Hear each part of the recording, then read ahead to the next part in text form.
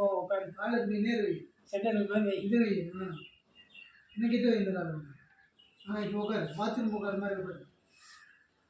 உட்காரு ஒன்றா மாதிரி உட்காரு. வேட்டி கிட்ட சிரிக்கக்கூடாது.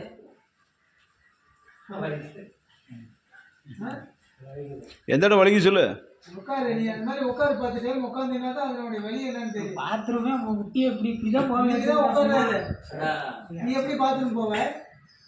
உட்கார்ந்து எந்திரினா 10 தடவை. அவர் உட்காராம அப்படி போகக்கூடாது. சரி புதியங்கால அழுத்தி உட்காரு. கீழே மட்டமா இப்படிதான் உட்கார்ந்து எந்திரிக்கலாம். வலிச்செல்லாம் பண்ணுவாரு. பண்ண நீ தைரியமா உட்காரு. இது கூட பாத்ரூம் வீட்டுக்குள்ளே போவாது. வெளியே காட்டுக்குள்ளே உட்காந்து. பாத்ரூம் போறதுன்னா இப்படிதான் உட்காந்து எந்திரிக்கணும். இப்போ கொஞ்சம் பெருவரில் தூட.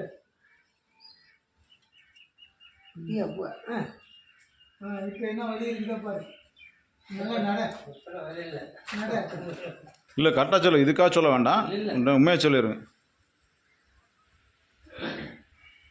காலை அடி 4 அடி ஒரு 5 அடி அடிக்கிறேன்.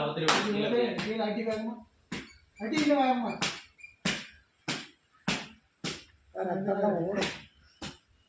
புதிய காலம் மட்டும் இல்லை எல்லா காலம் பயிற்சின்னு இப்படி அடி. சார் இப்படி அடி புதிங்க அப்படியே புதிங்க.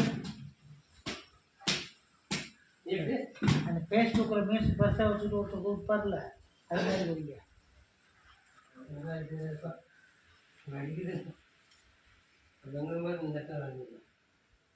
சொல்லு. அவர்கிட்ட சொல்லுங்க.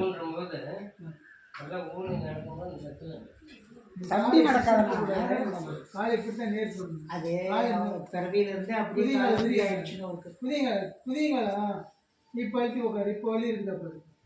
உட்காரு. கை பிடிச்சிக்கோ.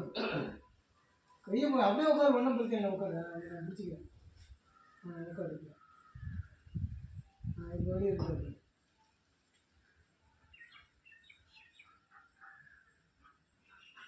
அப்பா எங்க வலிக்குது? எங்க வலிக்குது? வலிக்கல. நம்ம வலிக்குது. போய் முருங்கைக்கீரை சூப்லாம் டெய்லி காலையில் எதுவுமே டீ காஃபினா எனக்கு சாப்பிடக்கூடாது. காலையில் வீட்டு ஒரு பக்கம் படு. ஒன் சைடை படு.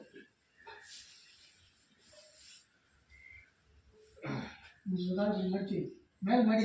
வெயில் இங்கிலும் மேலே என்ன காலை வச்சுக்க. அந்த கை காடு உடம்புல சொல்லி தலைக்கிழமை வைக்கிறது. டைட் பண்ணக்கூடாது உடம்ப.